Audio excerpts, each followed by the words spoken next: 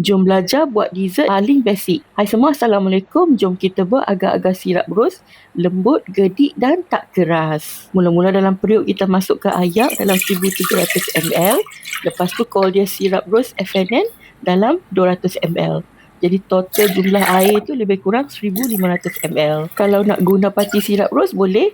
Jadi ayak tu kena 1500 ml. Kalau hampa beli agak-agak yang bukan 10 gram satu paket, macam kat ini guna cap bintang ni, 25 gram satu paket, hampa kena ada sudu penyukat matrix ni. Yang cap bintang ni murah, 25 gram baru RM4.5 saja. Kalau yang jenama satu lagi tu 10 gram dah dalam harga dekat RM5 juga. Yang ni boleh buat banyak kali. Cara tabur agak-agak hampa kena selerak macam tu. So dia akan terus larut dalam ayak. Dia tak akan bergumpal lah. Jadi untuk resipi ni kita akan pakai 10 gram bersamaan dengan 2 sudu kecil ni. Hampa beli je gula batu ni murah saja. Gula batu ni dalam satu sudu besar dan gula biasa dalam 150 gram. Kalau tadi pakai parti ros, hampa tambah lagi 100 gram gula tu.